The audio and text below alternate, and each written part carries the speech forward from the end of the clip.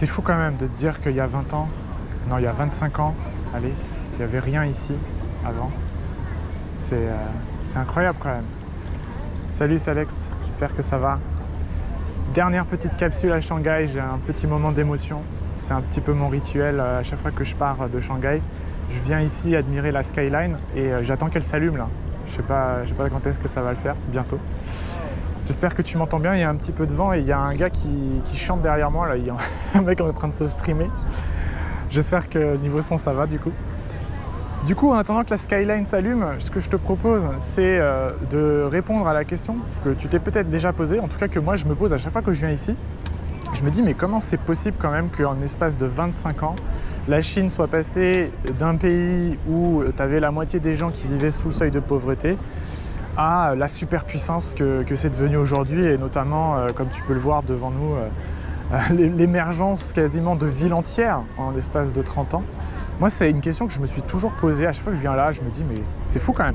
Genre, dans l'histoire du monde, je ne crois pas qu'il y ait un pays comme ça qui est comparable, tu vois, en termes de croissance. Donc, ce que je te propose, c'est de te partager avec toi, ma réflexion que j'ai eue à chaque fois que je viens ici, en fait. Je me dis, mais attends, comment ils ont fait quand même? C'est fou.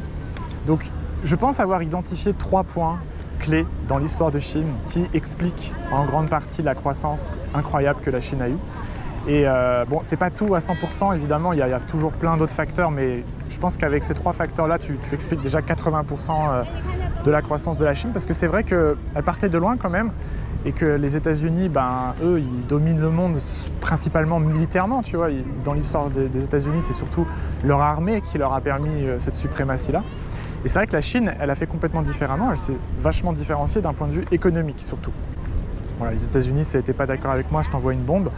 Les Chinois, c'est si t'es pas d'accord avec moi, je te boycotte. Le premier critère, selon moi, le premier move vraiment très malin des Chinois qui explique que le pays a eu une croissance incroyable, je pense que ça faut remonter dans les années 80, je crois que c'était 1984, je suis pas sûr au niveau des dates, mais c'est la date à peu près où il y a eu les réformes économiques majeures en Chine. C'est Deng Xiaoping d'ailleurs qui les a faites, je crois. Donc c'est marrant parce que Deng Xiaoping, il s'est formé en France. il a eu sa culture et sa formation politique en France, donc on peut dire qu'indirectement, tu vois, la France a participé un petit peu à la croissance économique de la Chine. Donc ils ont fait une réforme majeure qui a eu vraiment un gros impact. Ils en ont fait plein évidemment, mais il y en a une en particulier qui a eu un impact fort. C'est la réforme économique qui a fait passer le pays d'une économie communiste, où en gros tout était collectif, quoi, à une économie capitaliste. Ça, je pense que dans l'histoire du monde, ça l'a montré plusieurs fois que si tu veux une croissance rapide, en particulier économique, il n'y a que l'économie capitaliste qui fonctionne, même si ça a beaucoup de défauts.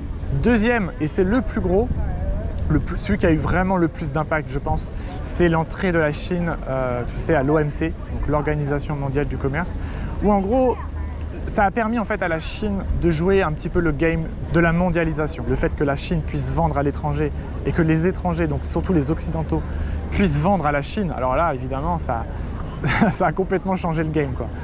Et ce que ça a permis de faire, il y a eu énormément de conséquences. Je ne sais pas si tu te souviens, c'était en 2001, je crois. Ça a eu la conséquence notamment que énormément d'entreprises occidentales ont investi en Chine, en particulier les entreprises américaines. C'est d'ailleurs à cette époque que la Chine est devenue un petit peu l'usine du monde. Tout le monde a délocalisé ses usines en Chine parce que la main-d'œuvre était pas chère et surtout la main-d'œuvre était abondante. Donc la Chine a commencé à exporter massivement vers le reste du monde et ça lui a permis de s'enrichir considérablement. C'est d'ailleurs à cette époque aussi que les tours ont commencé à pousser, notamment à Shanghai. C'est vers ces eaux-là, je crois que les tours ont commencé à arriver. Le plus flagrant, je crois que c'est la ville de Shenzhen. C'est incroyable quand même. Une ville de pêcheurs, enfin une petite ville de pêcheurs qui d'un coup se met à se transformer en mégalopole, un peu style New York. Enfin, vraiment, c'est incroyable pour avoir été plusieurs fois à Shenzhen. C'est plus impressionnant même que Shanghai. Parce que Shanghai, il y avait quand même quelque chose à la base. Tu vois, il y avait quand même, c'était une ville qui avait une histoire déjà, et puis surtout les Occidentaux avaient commencé un petit peu à préparer le terrain. Mais c'est vrai que Shenzhen, ça a passé comme ça d'un coup en super mégalopole, quoi. Donc ça a été la première conséquence. Et deuxième conséquence aussi, ça a été la montée du pouvoir d'achat en Chine, et notamment l'émergence d'une classe moyenne qui n'existait pas avant. Comme je te le disais au début de cette capsule, la Chine, il y avait, je crois, une personne sur deux, un truc comme ça, plus même, qui vivait sous le seuil de pauvreté. Et là, d'un coup, tu as 800 millions de personnes qui sortent d'un coup de la misère et surtout l'émergence d'une classe moyenne qui a commencé à consommer et à consommer beaucoup. Et c'est aussi pour ça que la Chine est très forte économiquement, c'est parce qu'elle elle est très indépendante à cause de ça.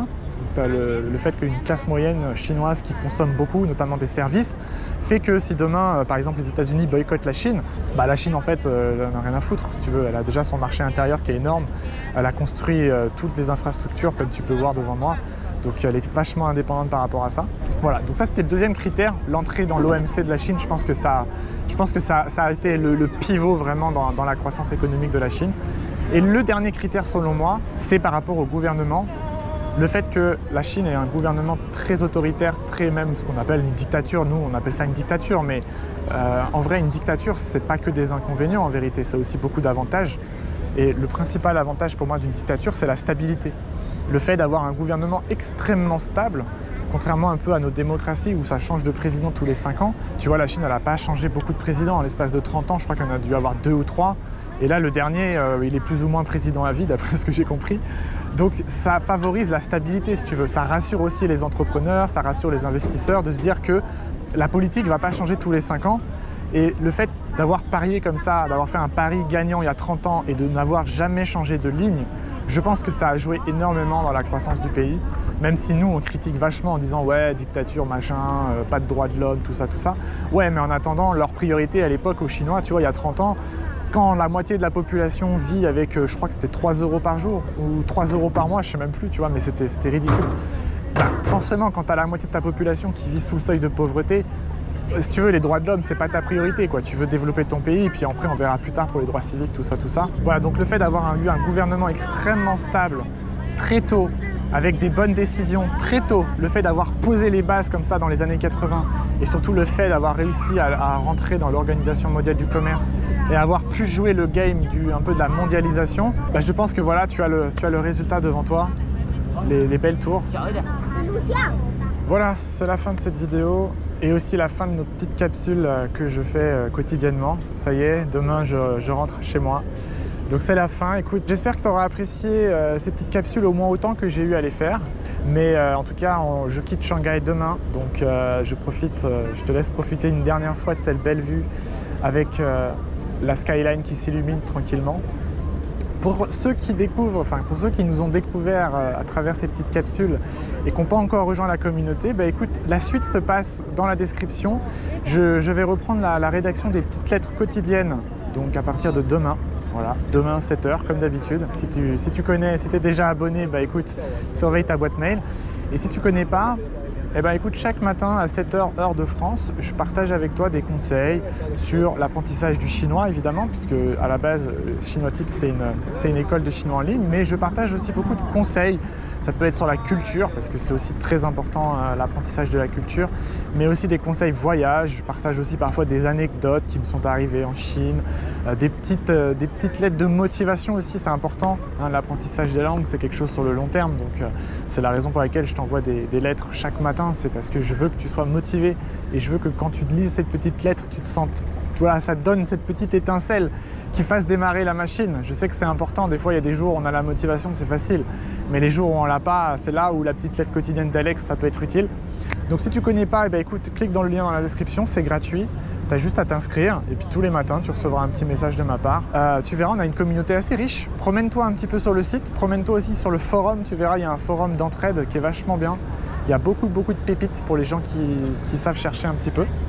Je te laisse profiter une dernière fois de la vue. Comme tu peux voir, le monde est en train d'arriver là, ça y est. Et moi, je vais rentrer tranquillement, donc chez moi, à Nankin, et puis après, je rentre en France. Voilà. Ah oui, dernière petite chose aussi que je t'ai pas dit, petite surprise en avant-première. Au cours des dernières semaines, des derniers mois, tu pourrais avoir l'impression que j'étais en vacances, mais pas du tout.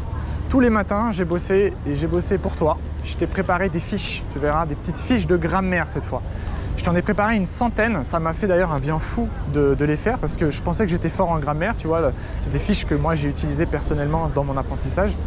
Mais en fait, en les refaisant, en les réécrivant pour toi, tu verras, ça m'a fait revoir des vieilles règles de grammaire que j'avais plus forcément en tête. Et mon niveau en chinois, il a vraiment explosé ces derniers jours principalement grâce à ça. Écoute, je pensais pas que la grammaire c'était aussi puissant. Tu verras, ça arrivera prochainement. Là, j'ai presque fini. Il me reste encore une quinzaine de fiches à faire. Et c'est prêt, donc un pack de 100 fiches de grammaire pour que tu puisses prendre un bon départ à la rentrée. Ça sort à la fin du mois d'août. Inscris-toi à la lettre quotidienne si tu veux être prévenu quand c'est prêt. Bon là, c'est presque fini, mais il m'en reste encore un petit peu à faire. Et puis moi, non, je te dis à bientôt dans mes petites lettres quotidiennes. Je profite une dernière fois de la vue et puis je m'en vais. Passe de bonnes vacances et à bientôt. Salut à toi!